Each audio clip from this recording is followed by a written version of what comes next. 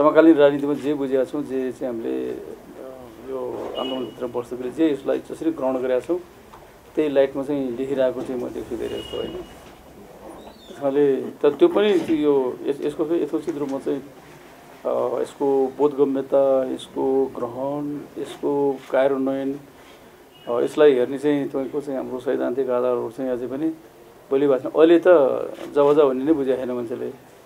हाम्रो समकालीन राजनीतिमा हाम्रो समकालीन साथीहरूले चाहिँ बुझ्नुभयो, एक तहको चाहिँ बुझ्नुभयो। धेरैले अहिले बुझेकै छैन। जनता बोली जनवादको चुनाव लड्ने हो, मन्त्री खाने हो भन्ने छ, या मेयर हुने हो, उपमेयर हुने भन्ने मात्रै छ। त्यो चाहिँ वास्तवमा जनताको बोधले जनवाद चाहिँ त्यस्तो बेलामा चाहिँ हाम्रो पार्टीको महाधिवेशन भयो। मान्छेलाई लाग्दो यो चाहिँ 5औं महाधिवेशनमा चाहिँ पारित गरेको त 5औं महाधिवेशन हो, छलफलमा आएको चाहिँ 4थोदेखि 5औंको बिचमा हो यसको चाहिँ आधारहरूको बारेमा। तर यसको भ्रूण चाहिँ 4थो महाधिवेशनमा चाहिँ सृजना भएको र पार्टीमा चाहिँ तपाईँको पार्टीको 4थो महाधिवेशन 5औं त प्रचारको हिसाबले अरू धेरै हिसाबले या कार्यक्रमिक चाहिँ के अरे ठोस कार्यक्रम त्यो बेलाको जनताको बोधले जनवाद या त्यसको आम कार्यक्रमको रूपमा चाहिँ त्यो पास गरेको हुनाले एउटा नयाँ चाहिँ मोडेलको यता नेपाली धरतीमा सृजना गरिएको प्रयोग गरिएको मार्क्सवाद, नेपाली संस्करणको मार्क्सवादको रूपमा चाहिँ जनताको बोधले जनवाद आएको हुनाले त्यसले धेरै चर्चा पाएको हो होइन। तर त्योभन्दा अगाडि नै कार्यक्रमिक रूपमा चाहिँ 4थो महाधिवेशन हाम्रो ठोस 2006 सालदेखि 2046 सालसम्मको स्थितिमा चाहिँ नेपाली क्रान्तिको कार्यक्रम, त्यसको विशिष्ट पक्ष, त्यसको आम पक्षको सठिक चाहिँ प्रस्तुति चाहिँ 4थो महाधिवेशनले गरेको हो। त्यसकारण हाम्रो चाहिँ आन्दोलनको यो यत्रो चाहिँ आन्दोलन यो जसरी विस्तार भएको छ, विकास भएको छ, समृद्ध बनाएको छ, यसको भ्रूण चाहिँ 4थो महाधिवेशनले बसेको। त्यसकारण त्यसको आधारमा चाहिँ हामीले 5औं राष्ट्रिय महाधिवेशन यो गऱ्यौँ। विचारको सवालमा 6औं महाधिवेशन हामीले धेरै माखो मारेनौँ। विकृति विसङ्गतिको विरुद्धमा लड्ने भन्यो, त्यही विकृति विसङ्गतिको विरुद्धमा लड्दै पार्टी फुट्यो। 7औंमा चाहिँ थोरै हामीले यो जनताको बोधले जनवादको एक्सपर्टमा बसेर पार्टीको आन्तरिक जीवनलाई कसरी लोकतान्त्रिकरण गर्ने, किनभने जनताको बोधले जनवादले भनेको के छ भने राज्य सत्ताको पनि लोकतान्त्रिकरण गर्नु पर्यो, समाजको पनि लोकतान्त्रिकरण गर्नु पर्यो, कम्युनिस्ट मुभमेन्टको पनि लोकतान्त्रिकरण गर्नु पर्यो भन्ने थियो यसको चाहिँ एक्सपर्ट। त्यसैले त्यसभित्र रहँदाखेरि पार्टी कम्युनिस्ट पार्टीको चाहिँ लोकतान्त्रिकरणको अभियानभित्र यो जनताको बोधले जनवादलाई बोकेर हिँडेको जुन पार्टी नेकपा एमाले थियो त्यसको आफ्नै आन्तरिक जीवन कसरी लोकतान्त्रिकरण हुन्छ। लोकतान्त्रिकरण हामीले भनेको लोकतान्त्रिकरण भनेको चाहिँ खालि यो बुर्जुवाले भनेको के अरे लिबरल डेमोक्रेसीको पक्षमा मात्रै चाहिँ चुनाव लड्ने या इत्यादि प्रतिस्पर्धा गर्ने भन्ने मात्रै होइन। त्यो चाहिँ कम्युनिस्ट आन्दोलनलाई बढी चाहिँ मोर चाहिँ तपाईँको रिभोल्युसनाइज गर्ने, क्रान्तिकारी गर्ने एउटा चाहिँ एक्सपर्टको रूपमा चाहिँ आधार रूपमा चाहिँ लोकतान्त्रिकरणको चाहिँ भाषा हामीले प्रयोग गरेको बुझेको। त्यसैले त्यो खालि डेमोक्राइजेसनको कुरा होइन, कम्युनिस्ट आन्दोलनको डेमोक्राइजेसनको साथसाथमा रिभोल्युसनको पनि कुरा हो। अब त्यस कारणले गर्दाखेरि चाहिँ त्यो अभियानको रूपमा चाहिँ आयो। 8औंमा आएपछि हामीले थोरै त्यस पछाडि चाहिँ यो कार्यक्रमिकको बारेमा भन्दा पनि सङ्घीयताको बारेमा, मुलुकको समर्थनको बारेमा अलिअलि डिबेट भयो। 9औंमा आउँदाखेरि त्यस्तै खालको डिबेट भयो। त्यसैले अहिलेसम्म चाहिँ हाम्रो महाधिवेशनहरू अब यसपटक चाहिँ यो हामीले लिएको कार्यक्रम जनताको बोधले जनवादको बारेमा बढी चाहिँ चर्चा हुनुपर्छ। के मान्छेहरूले प्रश्न उठाएका छन्, जनताको बोधले जनवाद असफल भएको हो, जेएनजी आन्दोलनको कारणले गर्दाखेरि जुन चाहिँ मुलुकमा प्रतिगमन भयो र जनताको बोधले जनवादलाई आफ्नो मार्गदर्शक सिद्धान्त मानेको पार्टी, त्यसको अध्यक्ष, त्यसको दलको नेता जो मुलुकमा प्रधानमन्त्री हुनुहुन्थ्यो अरू दलसँग मिलेर संयुक्त सरकार चलाइरहेको परिस्थिति थियो, त्यस्तो बेलामा चाहिँ प्रतिगमन भयो, सत्ता पलट भयो। यो चाहिँ सरकार परिवर्तन होइन नि, सत्ता पलट। त्यसैले सत्ता पलट भएको हुनाले जनताको बोधले जनवाद चाहिँ को यो कार्यनीति असफल भयो भन्ने पनि छ। जनताको बोधले जनवादको बाटो हिँड्दाखेरि यस्तै खालि धक्काहरू खान्छन्, चिलीको जस्तो, इन्डोनेसियाको जस्तो भन्ने पनि छ। फेरि पनि आज चाहिँ सैद्धान्तिक बहस चाहिँ कम्युनिस्ट आन्दोलन मरिसकेको हुनाले अरू कम्युनिस्ट पार्टीहरूले चाहिँ आफ्नो सिद्धान्त पनि छोडेर चाहिँ एकताको नाउँमा चाहिँ वृद्धाश्रम जस्तो बनाएका छन्। त्यो कम्युनिस्ट आन्दोलनको लोकतान्त्रिकरणको दिशा पनि होइन, कम्युनिस्ट आन्दोलनको एकीकरणको दिशा पनि होइन, त्यो कम्युनिस्ट आन्दोलनको क्रान्तिकारीकरणको दिशा पनि होइन भन्छु मैले चाहिँ। त्यस कारणले यस्तो बेलामा चाहिँ हामी चाहिँ जो महाधिवेशन गरिराखेका छौँ त्यसको बारेमा पछि चर्चा गरौँला। महाधिवेशनमा चाहिँ यो महाधिवेशन विशेष खालको महाधिवेशन हुन्छ, वैचारिक हिसाबले, राजनीतिक हिसाबले पनि र सङ्गठनात्मक हिसाबले पनि भन्ने कुराहरू बुझ्नुपर्छ। अरू सबभन्दा पहिला अहिलेको त्योभन्दा अगाडि चाहिँ अघि हिराले पनि भन्नुभयो, हाम्रो गणेशजीले पनि भन्नुभएको छ होइन। आजको यो संवादको दुईटा आयाम छ, दुईटा अध्याय छ। एउटा चाहिँ वर्तमान राजनीतिक परिस्थिति, यसमा नेकपा एमालेको भूमिका के, यसको कार्यदिशा के, एउटा कुरा यो छ होइन। अर्को भनेको अब आसन्न 11औं राष्ट्रिय महाधिवेशनको नेतृत्व चयनको विषयसँग जोडिया छ।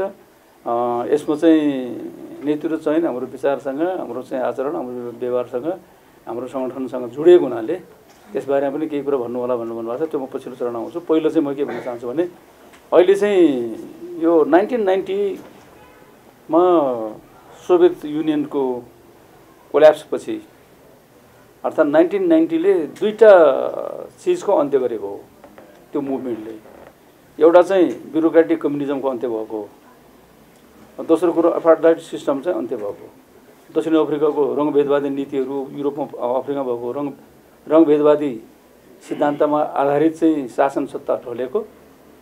अर्को चाहिँ तपाईँको कम्युनिस्ट पार्टीहरू, कम्युनिस्ट शासन पार्टीले चलाएका शासनहरूमा चाहिँ यो डेमोक्रेटिक अभ्यास नभइकन यो ब्युरोक्रेटिक ढङ्गले मात्रै कम्युनिस्ट पार्टी चलाएको हुनाले, त्यो समाज चलाएको हुनाले त्यो समाज चाहिँले आफ्नो आवश्यकता अनुसारको उत्पादक शक्तिको विकास गर्न सकेन।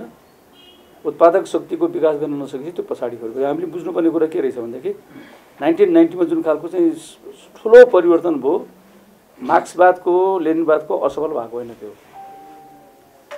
बुर्जुवाले त भन्यो द लास्ट म्यान स्ट्यान्डिङ भनेर चाहिँ त्यो फुकुयामाले लेख्यो। त्यो लास्ट म्यान स्ट्यान्डिङ भनेको चाहिँ अब पुँजीवाद मात्रै उभिरहेछ, समाजवाद त साम्यवाद त सकियो भने हो त्यसले। तर त्यसको त्यो मेरो त्यो विचार चाहिँ गलत रहेछ भनेर उसले आफूले भनिसकेको छ। किनभने समाजवाद ढलेको होइन, साम्यवाद ढलेको होइन, एउटा मोडेल ढलेको। सोभियत मोडेलको जुन समाजवाद थियो, सोभियत मोडेलको समाजवादलाई फलो गर्ने जुन समाजवादी मुलुकहरू थिए, त्यहाँको शासन प्रणाली ढलेको, त्यहाँको शासन सत्ता ढलेको, त्यहाँको राजनीतिक प्रणाली ढलेको थियो। र त्यसको अपोजिट चाहिँ तपाईँको दक्षिण अफ्रिका लगायत जिम्बाब्वे लगायतका, नामिबिया लगायतका मुलुकहरूमा जुन चाहिँ रङ्गभेदवादी शासन थियो त्यो शासन ढलेको। त्यस कारणले शीतयुद्धको अन्त्यले चाहिँ दुई खालको शासन प्रणाली ढालेको हो। त्यो कम्युनिस्टको चाहिँ के अरे खास कम्युनिस्ट मार्क्सवाद ढलेको होइन, लेनिनवाद ढलेको होइन, मैले फेरि दोहोऱ्याएँ होइन। त्यस कारणले 1990 को यो चाहिँ ठुलो परिवर्तन पछाडि यो एक दशक 2000 सम्म पुग्दाखेरि धेरै मुलुकमा चाहिँ तपाईँको नेटो चाहिँ गठबन्धन र वार्सा गठबन्धन तोडिएपछि नेटो गठबन्धनको चाहिँ एक ध्रुवीय शासन चाहिँ सुरु भयो। अनि सबै देशहरू चाहिँ के अरे सत्ता पल्टिए, लिबरल डेमोक्रेसीको एउटा लहर आयो। तर 10 वर्ष पुग्दा नपुग्दै लिबरल डेमोक्रेसीले चाहिँ समाजको नेतृत्व गर्न सकेन, मुलुकको नेतृत्व गर्न सकेन। त्यस पछाडि फेरि अमेरिकनहरूले यो एउटा चाहिँ नयाँ चाहिँ खालको पहिलेको शीतयुद्धबाट चाहिँ क्रान्तिलाई आयात निर्यात गर्ने कुरा, आफ्नो चाहिँ उपनिवेश चाहिँ विस्तार गर्ने कुरा, आफ्नो एकाधिकार पुँजीवादी व्यवस्थाको विस्तार गर्ने कुरा शीतयुद्धकालमा व्यापक भयो। त्यस पछाडि शीतयुद्ध समाप्ति पछाडि चाहिँ अब नयाँ मोडलमा गयो। लोकतान्त्रिक शान्तिपूर्ण चाहिँ जुलुसहरूमा शान्तिपूर्ण चाहिँ जुलुस प्रदर्शनहरूले चाहिँ गर्दाखेरि आन्दोलनहरूले चाहिँ मुलुक शासन प्रणाली चाहिँ परिवर्तन हुने परिस्थिति 10 वर्षसम्म चल्यो। त्यस पछाडि अब त्यो मोडालिटीमा चाहिँ अमेरिकनहरूको चाहिँ या चाहिँ विश्व चाहिँ एकल ध्रुवीयको नेतृत्व गरेको त्यो शक्तिको चाहिँ प्रभाव विस्तार हुन सकेन। त्यो शक्तिको प्रभाव विस्तार हुन नसकेपछि उसले एउटा चाहिँ संसारभरि एउटा डिजाइन गर्यो के। त्यो डिजाइन भनेको के हो भनेदेखि चुनावमा चाहिँ धाँधली गर्यो भने नाउँमा आफूसँग होस्टिलिटी राख्ने, वैरभाव राख्ने सरकारहरू, उसको लागि कम्फर्टेबल नभएका सरकारहरू, त्यस्तोलाई चाहिँ ढाल्ने चाहिँ उसले चाहिँ नयाँ तरिका चाहिँ अपनायो, नयाँ विधि, नयाँ प्रोसेस अपनायो, नयाँ के अरे बाटो हिँड्यो। त्यो भने के थियो भनेदेखि चुनाव भएपछि, चुनाव भएर उसको लोकप्रिय चुनावहरूबाट कोही मान्छे चाहिँ उनीहरूको चाहिँ यो उपनिवेशवाद या आधुनिक खालको नवउपनिवेशवाद या अहिले भन्दाखेरि डिजिटल पोलिटिकलिजमको कुरा भनौँ, यो सबै कुराको चाहिँ विरुद्धमा उभिने शासकहरूलाई पहिलो चाहिँ चुनाव निर्वाचन भएपछि धाँधली भयो धाँधली भयो धाँधली भयो धाँधली भयो भनेर डिजिटल क्याम्पेन सुरु गर्ने, अनलाइन क्याम्पेन सुरु गर्ने। उनीहरूको चाहिँ प्रचारको माध्यम चाहिँ अरू केही पनि होइन, डिजिटल माध्यमहरू हो। त्यस कारणले मेटलले चाहिँ यहाँ चाहिँ खुरुखुरु चाहिँ दर्ता गर्न नखोजेको कुरा किन थियो भने दर्ता हुने बित्तिकै उसको नेपालको जुन चाहिँ क्याम्पेन थियो त्यो क्याम्पेन उसको बन्ने थिएन, कमजोर हुन्थ्यो। त्यस कारणले त्यो चाहिँ त्यसरी बुझ्नुपर्ने होला, त्यसरी गर्न थाल्यो। अनि त्यो सरकारलाई चाहिँ बाध्य पारेर अलि यहाँ केपी ओलीको निर्वाचित सरकारले बाध्य पारेर राजनीति चाहिँ राजीनामा दिन बाध्य पारेर चाहिँ राजीनामा दिन लगायो। अनि चुनाव तथाकथित चुनावको चाहिँ स्वाङ रच्यो। चुनावमा चाहिँ व्यापक रूपमा चाहिँ यो डिजिटल सिस्टमको प्रयोग गरेर र पैसा चाहिँ प्रयोग गरेर विभिन्न चाहिँ शक्ति प्रयोग गरेर अनि आफ्नो कठपुतली सरकार निर्माण गर्ने एउटा अभियान सुरु भयो। त्यो अभियान सुरु भयो। एउटा चाहिँ चुनावमा धाँधली भएको नाम भन्ने पालबाट छिरेर चाहिँ सत्ता पलट गर्ने, अर्को चाहिँ करप्सन ज्यादा बढ्यो यो सारा चाहिँ मान्छेहरू करप्टेड भयो भनेर चाहिँ त्यस्तो चाहिँ परिस्थिति निर्माण गर्ने, हाउजी निर्माण गर्ने, त्यही चाहिँ करप्सनको चाहिँ करप्टेड गभर्मेन्ट चाहिँ लाई ढाल्ने पालबाट छिरेर त्यहाँ सत्ता पलट गर्ने र आफ्नो चाहिँ कम्प्युटर सरकार बनाउने। अर्को भनेको यो गभर्नेन्सको चाहिँ कुरा चाहिँ धेरै उठाउँछ उनीहरूले उठाउने तीनवटा कुरा मात्रै हो। चुनावमा धाँधलीको कुरा उठाउने, सत्ता पलट गर्ने, अब एन्टी करप्सनको चाहिँ अभियान सुरु गर्ने भन्ने, करप्सन अन्त्यको लागि चाहिँ नयाँ चुनाव चाहियो भन्ने त्यहाँ चाहिँ प्रवेश गर्ने। र अर्को कुरा भनेको तानाशाही सरकार भयो, सुशासन भएन, जनताको चाहिँ के भएन, आर्थिक विकास भएन भन्यो। अनि त्यसको नाउँबाट चाहिँ तपाईँको यो तीनवटा चाहिँ मुद्दाको नाउँबाट संसारभरि चाहिँ उनीहरूले डिजिटल क्याम्पेन सुरु गरेर यो डिजिटल चाहिँ तपाईँको प्लेटफर्महरू प्रयोग गरेर जुन चाहिँ तपाईँको सत्ता परिवर्तनको डिजाइनहरू चाहिँ संसारभरि भइरहेछ। तपाईँ टुनिसिया हेर्नु, सुरु चाहिँ उनीहरूले जर्जियाबाट गरे, सुरु त्यसबाट चाहिँ जर्जियामा रोज रिभोल्युसन भने एकदम आकर्षक नि त। रोज त्यहाँको चाहिँ फुल, त्यहाँको चाहिँ राष्ट्रिय जस्तो। अनि त्यो भने चाहिँ सबै युनिटी हुने रहेछ। युनिटीको लागि चाहिँ कुनै न कुनै सिम्बोलिक नामहरू दिने। जर्जियाको रोज रिभोल्युसन, अब यहाँ चाहिँ युक्रेनको चाहिँ तपाईँको ओरेन्ज रिभोल्युसन, त्यहाँ चाहिँ सुन्तला रङलाई चाहिँ धेरै मन पराउने चाहिँ भन्ने सबैको कमन चाहिँ एजेन्डा भन्ने थियो। त्यो किर्गिस्तानमा गयो, त्यहाँ चाहिँ तपाईँको उनीहरूको टुलिप भन्छ नि, घन्टी फुल्के, टुलिप रिभोल्युसन भन्नु। उता युगोस्लेभियामा गएको जिन्स रिभोल्युसन भन्नु। अब जे भन्दा एकदम धेरै प्रचलित हुन्छ, सबै चाहिँ युवाहरू चाहिँ सङ्गठित हुन्छ। यस्तो चाहिँ विभिन्न खालको चाहिँ नामहरू दिएर अनि स्प्रिङ रिभोल्युसन भयो, यो उता ट्युनिसियातिर गयो, यो लिबिया गयो, या चाहिँ इजिप्ट गयो, या चाहिँ सिरिया, यमन, यो सारा ठाउँमा चाहिँ शासकहरू ती सबै चाहिँ तपाईँको हिजो चाहिँ कुनै न कुनै रूपमा चाहिँ वार्सा चाहिँ संयुक्त संस्थासँग नजिक भएका, नेटोलाई समर्थन नगरिकन बसिरहेका शासकहरू थिए। त्यहाँ तानाशाही व्यवस्था भयो भनेर ती शासन सत्ताहरू चाहिँ ढाल्ने माध्यम अहिले कुनै के गर्यो भने डिजिटल चाहिँ माध्यमबाट त्यो ढाल्ने काम गरेर डिजिटल कोलोनिजम आज संसारभरि सुरु छ। जहाँ चाहिँ नयाँ सरकार बनाएको छ त्यो अभियानभित्र चाहिँ यो ब्रोडर चाहिँ उनीहरूको जे पोलिटिकल जे क्याम्पेन छ, संसारभरि आफ्नो चाहिँ तपाईँको प्रभाव विस्तार गर्ने, आफ्नो कोलोनियलिजम विस्तार गर्ने भन्नुपर्छ। त्यो कोलोनियलिजम विस्तार गर्ने हिजो हतियारको माध्यमबाट हुन्थ्यो होइन, हिजो चाहिँ हतियारको माध्यमबाट हुन्थ्यो, त्यहाँको शासकहरूलाई चाहिँ किनेर पोलिटिकल माध्यमबाट हुन्थ्यो। आजको पोलिटिक्स उनीहरूले चाहिँ डिजिटल प्लेटफर्मको माध्यमबाट गरिराखेको छ। त्यसको शिकार नेपालको सरकार बन्यो, किनभने नेपालको सरकार यसको यो चाहिँ डिजिटल उपनिवेशवादको विरुद्धमा थियो र डिजिटल उपनिवेशवादको चाहिँ माध्यमबाट प्रवेश गरेर चाहिँ त्यो पोलिटिकल चाहिँ कोलोनिजम, अहिलेको नयाँ कोलोनिजम सुरु गर्ने, आफ्नो कठपुतली सरकार स्थापना गर्ने र त्यहाँ समुद्रसँग जोडिएको छ भने नौसैनिक अड्डाहरू राख्नको लागि उसले त्यहाँ दबाब दिने, नौसैनिक अड्डाहरू राख्ने।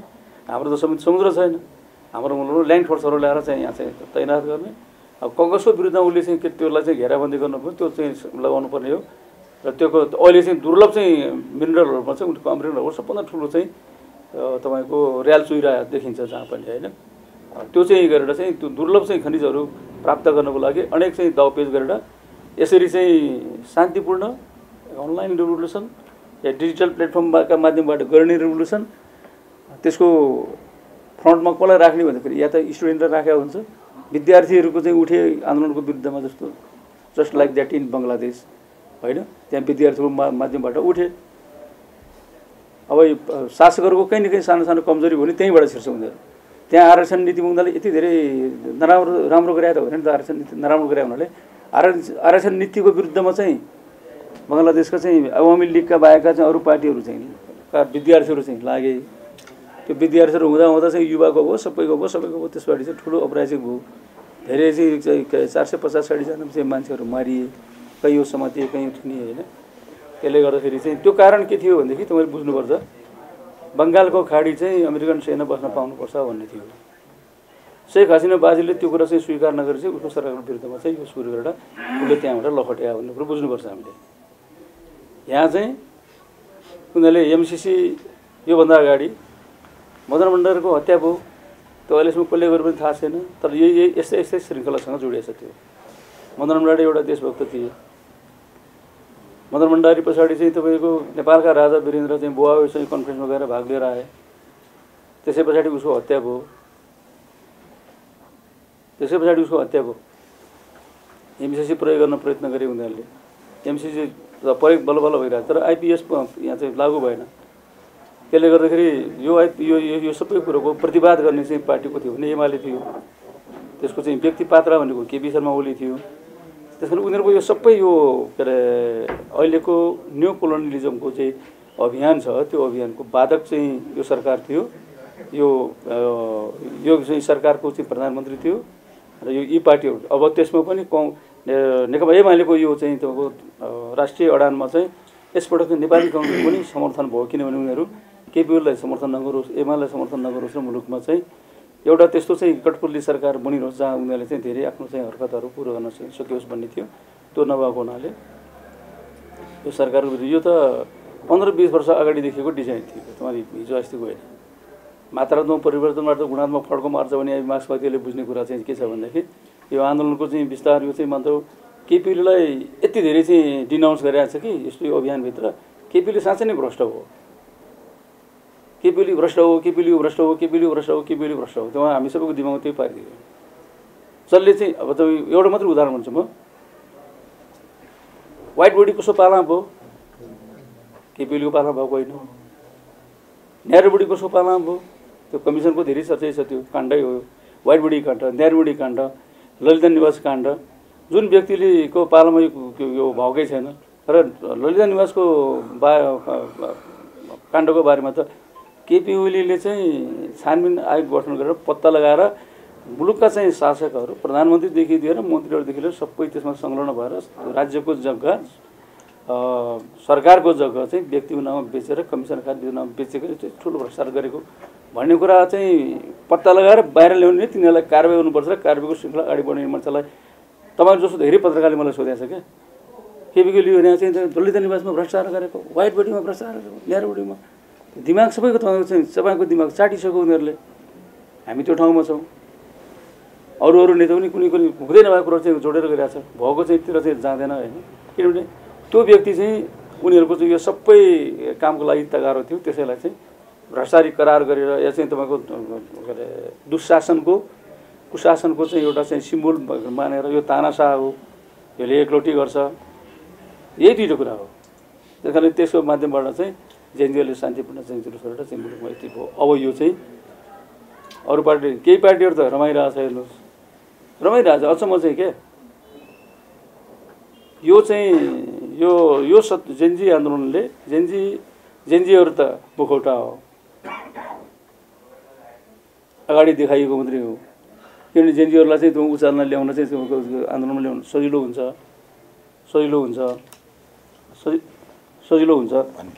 सजिलो भएको हुनाले जहाँ पनि युवा विद्यार्थी या जेएनजी, किनभने परिवर्तनपछि उनीहरू बढी रेस्पोन्सिभ हुन्छ, बढी चाँडै चाहिँ परिवर्तन चाहने हुन्छ। त्यो सबैलाई ल्यायो भयो के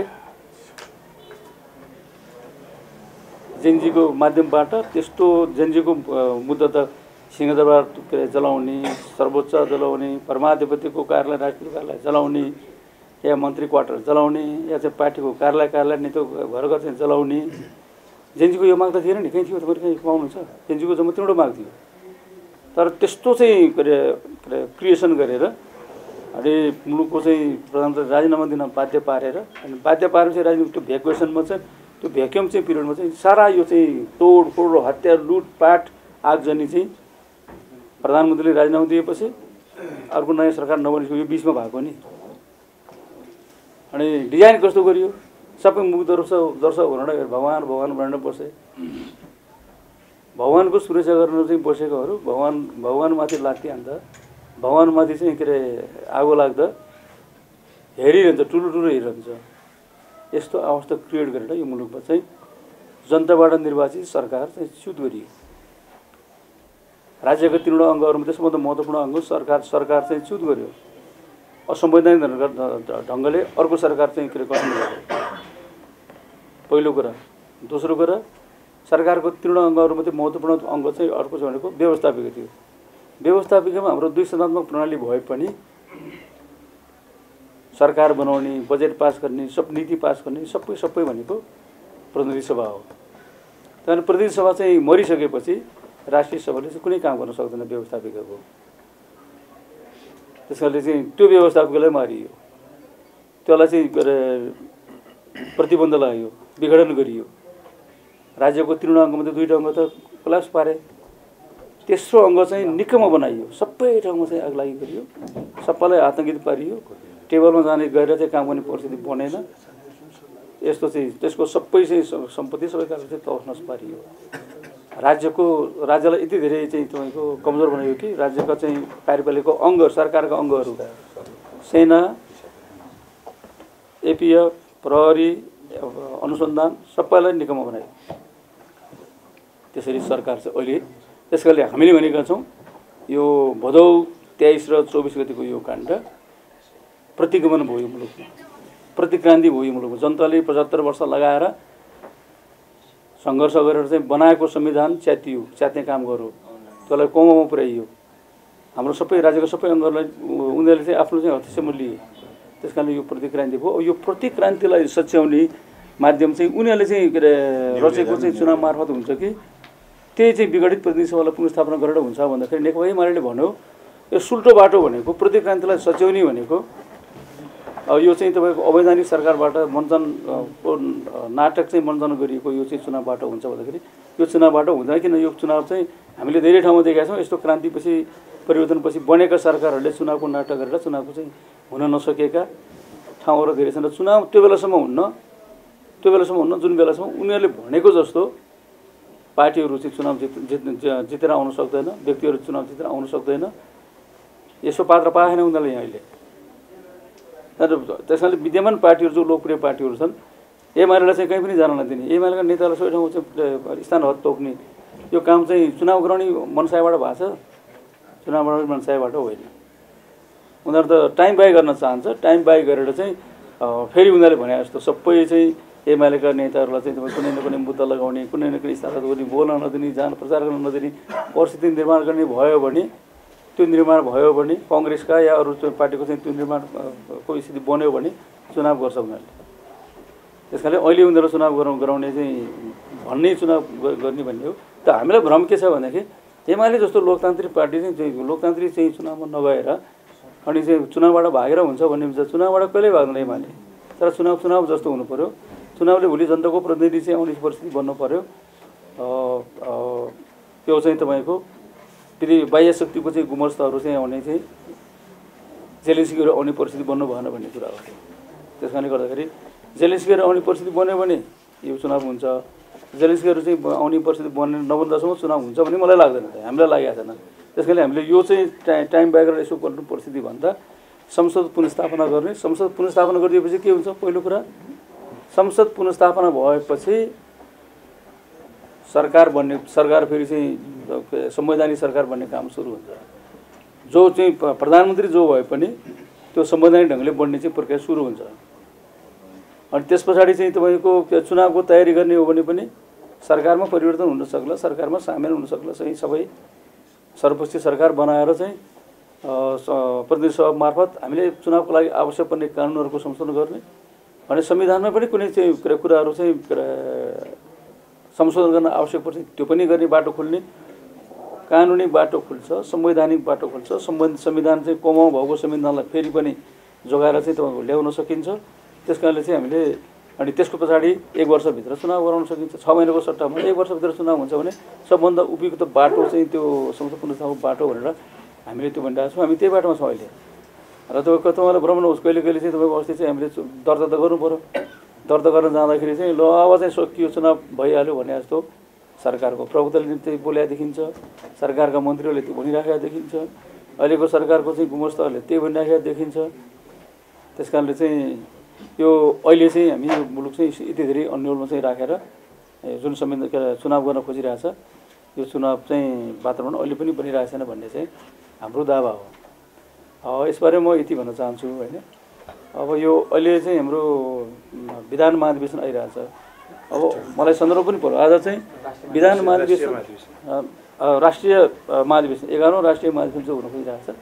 11औं राष्ट्रिय महाधिवेशन अब यो नेतृत्वको महाधिवेशन हो। खास भनेर नीतिको महाधिवेशन हामीले गरिसक्यौँ, यो नेतृत्व चयनको महाधिवेशन हो। तर नेतृत्व चयनको महाधिवेशन हुँदाखेरि चाहिँ कसैको एजेन्डा हामीले पुरा गरिदिनुपर्छ। मलाई चाहिँ म कहाँबाट मैले कुरा सुरु गर्छु भने भन्छ ल अब केपी ओली हुनु भएन एमालेको अध्यक्ष, त्यो नेपाली काङ्ग्रेसको सभापति देवले राजीनामा दिनु पर्यो, मिसाउनुपर्छ भनेर मिसाएको चाहिँ हो। त्यो उसलाई चाहिँ होइन, प्रचण्डलाई चाहिँ प्रचण्ड हट्नुपर्छ। यस्ता चाहिँ किसिमको नाटकहरू सडकबाट पार्टी सडकमा उठेको कुराका आधारमा चाहिँ पार्टीले आफ्नो अध्यक्ष बनाउँदै जाने, नेता फेर्दै जाने हो भने पार्टीहरूको सोभरेन्टी कहाँनिर हुन्छ, पार्टीहरूको निर्णयको चाहिँ इन्डिपेन्डेन्सी कहाँनिर हुन्छ। त्यस कारणले आवश्यकता पर्दा हामीले हटाउने हो नि, केपीले हटाउनु पऱ्यो, हामीले हटाउने हो जेएनजीहरूले भनेर, या चाहिँ सात समुद्र पारीको देशहरूले भनेर हामीले हाम्रो पार्टीको नेता हटाउने हो र? हटाउने होइन। त्यस कारणले गर्दाखेरि फेरि पनि यो बेला चाहिँ अझ जुन चाहिँ प्रतिक्रान्ति भएको छ मुलुकमा, जुन प्रतिगमन भयो मुलुकमा, उतापट्टि बाण भनेको क्या, जुन प्रतिगमन भयो मुलुकमा, त्यो प्रतिगमन के कारणले भएको भन्ने कुरा तपाईँले मैले थोरै बताएँ, तर फेरि म प्रश्न पार्न चाहन्छु।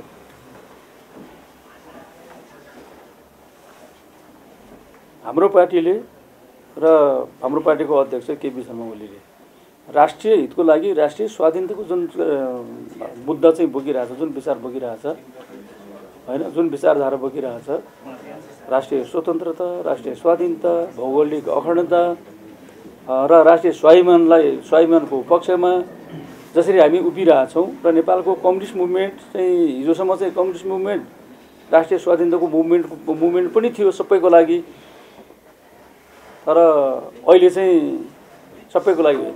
अहिले नेकपा एमाले र एकाध दुई कम्युनिस्ट पार्टी बाहेक अरू कम्युनिस्ट पार्टीले त यो राष्ट्रिय स्वाधीनता मुद्दा नै छोडिसके। त्यस कारण यो राष्ट्रिय स्वाधीनताको हाम्रो नाराको कारणले हामीले सञ्चालन गरेको सरकारले उनीहरूको चाहिँ यो जे चाहना छ, जे चाहिँ उनीहरूले गर्न खोजेको थियो चाहिँ के अरे जुन राजनीतिक पोजिसनमा हामी बसिरहेका छौँ, त्यो चिज चाहिँ को बाधक चाहिँ उनीहरूले देखे, केपी शर्मा ओलीलाई बाधक चाहिँ देखा हुनाले र त्यो चाहिँ बाधक चाहिँ शक्तिलाई समर्थन गर्ने चाहिँ शक्ति नेपाली काङ्ग्रेस भावनाले उनीहरूले चाहिँ देवालाई पनि एक खालको यो केपी ओलीको समर्थन गरेको, केपी ओलीलाई सरकारमा चाहिँ राखेको, बचाएको, हामीले भनेको नमानेको भएको हुनाले यही दुईवटा नेतालाई केही सजाय गर्नुपर्छ, यिनीहरूलाई सत्ताच्युत गर्नुपर्छ भन्ने आधारमा हाम्रो राष्ट्रिय अडानको कारणले, राष्ट्रिय स्वार्थको हितको जुन रक्षालाई जुन चाहिँ ढङ्गले हामीले लडेका छौँ, त्यही कारणले मुलुकमा प्रतिगमन भयो, जेनजी आन्दोलन उठाइयो। जेनजीले यो कुरो बुझाएको छैन। त्यस कारणले यस्तो बेलामा चाहिँ हाम्रो चाहिँ उद्देश्य, हाम्रो चाहिँ दायित्व के हुन्छ, यही बेलामा जुन चाहिँ के अरे व्यक्तिलाई चाहिँ तपाईँको डिजिटल कोलोनिस्टहरूले भन्छु मैले चाहिँ, तिनीहरूले चाहिँ हाम्रो के अरे सरकारलाई हटायो अनि तिनीहरूकै को डिजाइनमा चाहिँ पार्टीको अध्यक्षबाट पनि हटाउनुपर्छ भनेको छ। ठिक हो, माओवादीले भनेको कुरा म सम्झन्छु। शत्रुले जुन कुराको समर्थन गर्छ तिमीले त्यो कुराको विरोध गर्नुपर्छ, शत्रुले जुन कुराको विरोध गर्छ तिमीले त्यो कुराको समर्थन, तिमीहरूको वर्गको स्वार्थ फरक छ, हाम्रो राष्ट्रिय स्वार्थहरू फरक छ। यो जेनजी आन्दोलनको डिजाइनहरूको राष्ट्रिय स्वार्थ भनेको हाम्रो मुलुकलाई कब्जा गर्ने हो, राजनीतिक मुलुक उनीहरूको अधीनमा राख्ने हो। हाम्रो चाहिँ स्वार्थ भनेको हाम्रो मुलुकलाई स्वतन्त्र बनाउने राख्ने हो, स्वाधीन राख्ने हो, हाम्रो मुलुकको स्वाभिमानलाई बचाउने, हाम्रो मुलुकको भौगोलिक अखण्डतालाई कायम राख्ने हो। स्वार्थ विपरीत छ। त्यसैले उनीहरूले हटाउनुपर्छ भने हुनाले र उनीहरू त्यही कारणले केपीले हटाइएको हुनाले हामीले पनि हटायो भने के हुन्छ, ती जुन शक्तिले चाहिँ जेनजी आन्दोलनको चाहिँ डिजाइन गरेर रचना गरेर सरकार चाहिँ प्रधानमन्त्रीलाई सरकारलाई चाहिँ गिरायो, पार्टीहरूलाई कमजोर पारे, त्यस शक्तिहरूले चाहिँ गरेको काम चाहिँ ठिक भन्ने कुरो निस्कँदैन। यो चाहिँ लिगेसीको कुरा मैले उठाएको।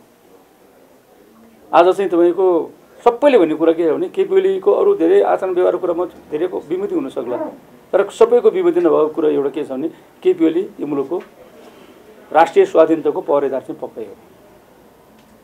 त राष्ट्रिय स्वाधीनतामाथि आज हमला भइरहेका बेलामा चाहिँ त्यो नेतालाई बचाउने कि त्यो नेतालाई फेरि चाहिँ किन पुर्यायो भने हामीले के गर्ने, उनीहरूले गरेको कुरा ठिक हो भन्ने कुरामा हामीले ताली बजाउने कि या हामीले चाहिँ उनीहरूसँग प्रतिवाद गर्ने, डिजिटल कोलोनियलिजमको प्रतिवाद गर्नुपर्छ हामीले। त्यसको लागि केपी ओली आजको हाम्रो लागि एउटा ब्रान्डिङ नेता हो, नेपालको लागि एउटा ब्रान्डिङ नेता हो। त्यही कुरा लेख्नु होला तपाईँहरूले। केपी ओली चाहिँ तपाईँको हामीले चाहिँ कुनै कारणले केपी ओलीलाई माया मानेर यो चाहिँ अब यत्रो चाहिँ समय चाहिँ उस गऱ्यो भनेर कुनै माया ममताले मलाई स्नेहले होइन, हाम्रो मुलुकको आवश्यकताले, मुलुकको हितको कारणले यो कम्युनिस्ट मुभमेन्टलाई पनि समाप्त पार्ने, मुलुकको चाहिँ स्वाधीनता समाप्त पार्नुको साथसाथै कम्युनिस्ट आन्दोलन र लोकतान्त्रिक आन्दोलन पनि खाने चाहिँ मुभमेन्ट हो भन्ने बुझ्नु पर्यो नि। किनभने कम्युनिस्ट नामका नामधारीहरू जो अहिले चाहिँ तपाईँको कम्युनिस्ट नामधारी छन्, कति कम्युनिस्ट पार्टी छोडिसके, तर हिजो प्रधानमन्त्री हुँदाखेरि उनीहरू कम्युनिस्ट भएर प्रधानमन्त्री भएका थिए। ती प्रधानमन्त्रीहरूलाई पनि कसैलाई छोडेन नि। एउटा प्रधानमन्त्री त चाहिँ अब चाहिँ यो के अरे यो परिवर्तन केपीले राजीनामा दिएपछि मलाई प्रधानमन्त्री बनाउँछन्, म प्रधानमन्त्री पालामा छोडेर दाउरा सुरुवाल लगाइरहेको थिएँ, उनको घर पनि आग लागेको। अर्को मैले त यो चाहिँ कम्युनिस्टहरू चाहिँ यो पुरातन कम्युनिस्ट हुँदैन, काम लाग्दैन भनेर मैले उहिले कम्युनिस्ट पार्टी छोडेको, म यो चाहिँ जेनजीको पक्षमा हुन्थ्यो, उसलाई पनि त छोडेन। एमालेको त 160 भन्दा बढी चाहिँ नेता कार्यकर्ता भवनहरू चाहिँ ध्वस्त भए, सम्पत्तिहरू ध्वस्त पारियो। 64 वटा भन्दा बढी चाहिँ कार्यालयहरू चाहिँ ध्वस्त पारियो। अरू पार्टीका नेताहरू पनि ध्वस्त पारियो। ध्वस्त पार्दाखेरि अरू चाहिँ के अरे पार्टी कसैको भएर कम्युनिस्टका नेताहरू सबैको तबाह भयो नि। आर्थिक, सामाजिक, राजनीतिक, मनोवैज्ञानिक सबैलाई चाहिँ उनीहरूलाई चाहिँ आतङ्कित पार्ने, समाप्त पार्ने काम गर्यो। यस कारणले यो मुभमेन्ट घुमाउरो ढङ्गले कम्युनिस्ट मुभमेन्टको विरुद्ध पनि थियो। त्यस कारणले त्यो कम्युनिस्ट आन्दोलनलाई चाहिँ बलियो बनाउनु पर्छ भने यो कम्युनिस्ट आन्दोलनलाई चाहिँ बोकेर हिँड्ने चाहिँ या चाहिँ यो राष्ट्रिय स्वाधीनताको मुद्दा, यो चाहिँ कम्युनिस्ट मुभमेन्टको चाहिँ मुद्दालाई अगाडि बढाउने नेतालाई चाहिँ बनाउनुपर्छ। त्यसैले अहिले चाहिँ म पनि त्यो पार्टीको नेता हो, वरिष्ठ उपाध्यक्ष हुनुहुन्छ, उपाध्यक्षहरू हुनुहुन्छ, महासचिव हुनुहुन्छ, हामी उपाध्यक्षहरू छौँ, सचिवहरू छौँ। हामी मात्रै जो पनि अधिकारले के भन्छ जो या कुनै 15 वर्षभन्दा बढी या कति वर्ष भइसकेको मान्छे पनि केन्द्रीय कमिटीमा चाहिँ 15-20 वर्ष बसिरहेको सबै चाहिँ तपाईँको वैधानिक रूपले पार्टीको अध्यक्ष हुन पाउँछ। पार्टीको अध्यक्ष हुन आजको चाहिँ आवश्यकताले माग गर्नु पर्यो। यहाँले बुझ्नुपर्ने कुरा के छ भने यदि हाम्रो राष्ट्रलाई स्वाधीन राख्ने हो भने, हाम्रो स्वतन्त्रतामा हामीलाई चाहिँ धेरै माया छ भने, जननी जन्म विश्व स्वर्गदेवी गरिएसी भन्ने कुरालाई चाहिँ विश्वास गर्छौँ भने केपी ओलीलाई तपाईँले चाहिँ पार्टी एमालेको अध्यक्ष बनाउनुपर्छ।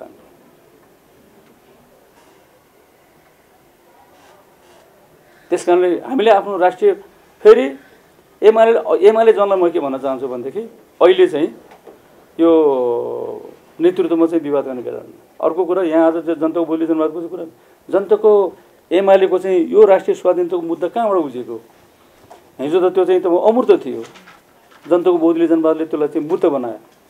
हामी प्रगतिशील राष्ट्रवादको पक्षमा, हामी चाहिँ यो सार्वभौम समानताको चाहिँ पक्षमा, त्यही मुद्दा हामीले चाहिँ के अरे मुखरित गरेर चाहिँ यो ठाउँमा आइपुग्या होइन।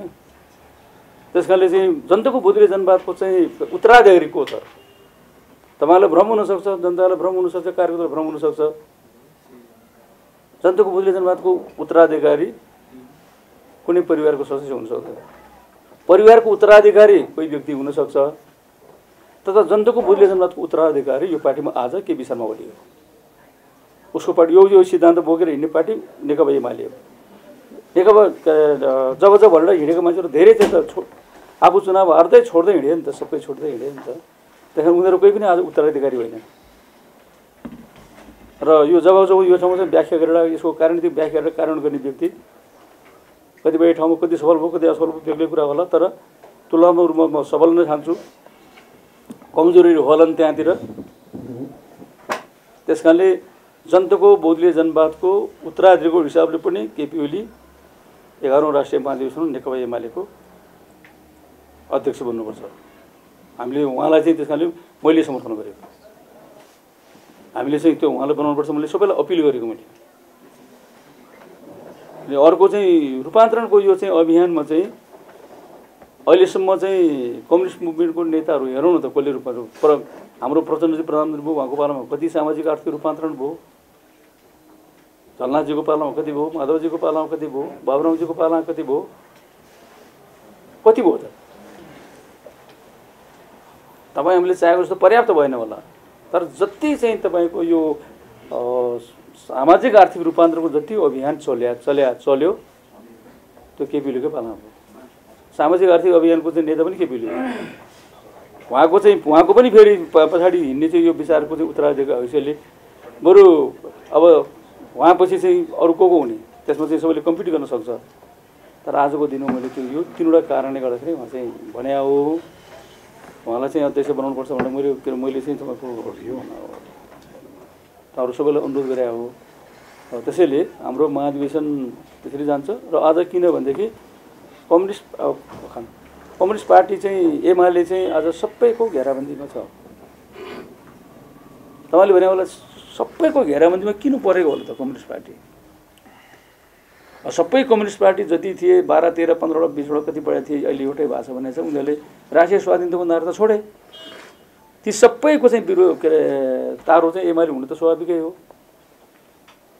अनि हामी चाहिँ तपाईँको प्रगतिशील राष्ट्रवादको पक्षमा हुनेहरू चाहिँ विदेशीहरूले चाहिँ विदेशीहरूको सहयोग चाहिन्छ, विदेशीहरूले ल्याउनुपर्छ भनेर चाहिँ तपाईँको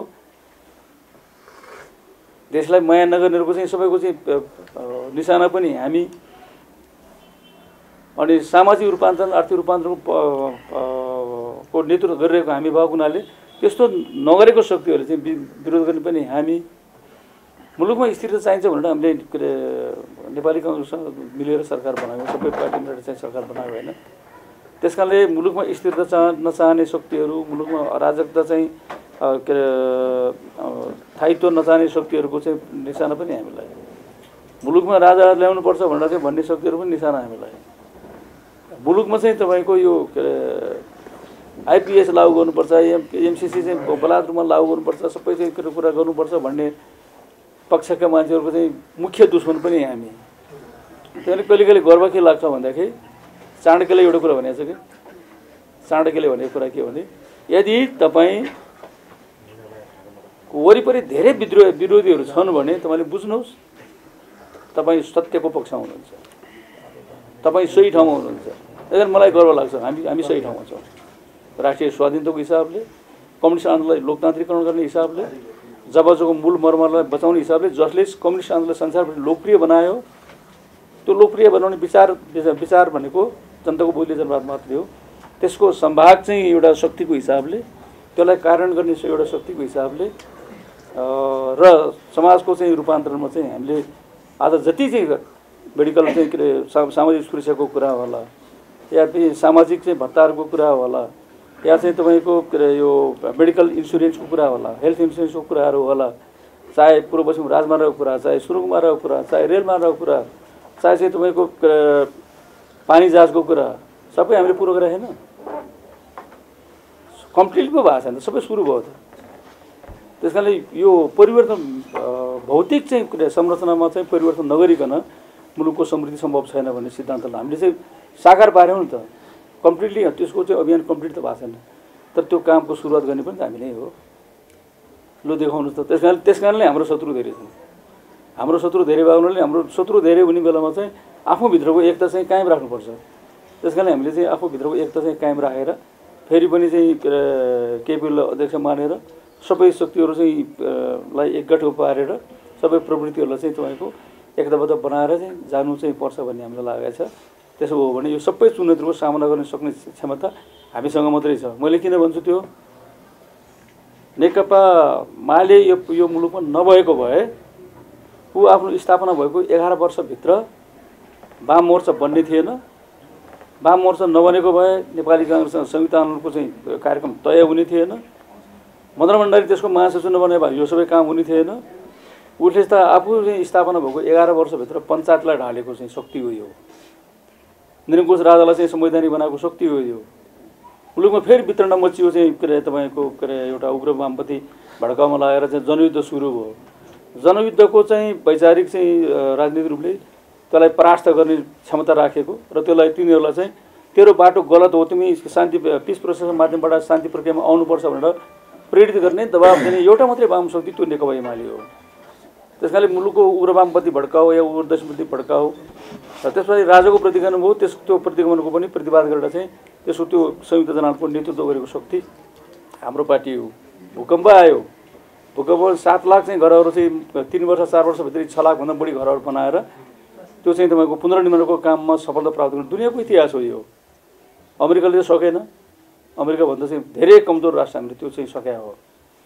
कोभिड सुरु भयो, कोभिड फेरि सामना गरेर मुलुकलाई चाहिँ त्यो कोभिडबाट बचाएर चाहिँ यहाँसम्म ल्याउने त्यो पार्टी नेकपा एमाले थियो। त्यसको त्यो नेकपा थियो, त्यो नेकपा एमाले नेतृत्व गरिरहेको थियो। त्यस कारणले राजाले फेरि पनि प्रतिगमनको चाहिँ हरकत गरे, त्यसलाई पछाएर सङ्घीय लोकतान्त्रिक गणतन्त्र ल्याउने प्रमुख नेतृत्व गरेको पार्टी हो। एउटा सिङ्गो त्यत्रो ठुलो मुलुकले चाहिँ तपाईँको मुलुकमा के अरे नेपालमाथि त्यत्रो चाहिँ तपाईँको नाकाबन्दीको चाहिँ लाठो बजार्दाखेरि त्यसलाई सामना गरेर सबै नेपालीको सहयोगमा सामना गर्ने पार्टी पनि नेकपा एमाले हो। त्यसकाले भन्छ नि त आछु खाएँ पछि खाएँ झुसे बारोला भन्छ। यो जेनजीको मुभमेन्टबाट चाहिँ प्रतिक्रिया छ, यसलाई हामी सच्याएर क्रान्ति पुरो गर्छौँ र हाम्रो क्रान्तिको चाहिँ यो अभियानलाई फेरि पुरो गर्छौँ। यो प्रतिक्रियालाई सच्याउने सामर्थ्य हामीसँग मात्रै छ, त्यसको लागि सफल नेतृत्व चाहिन्छ।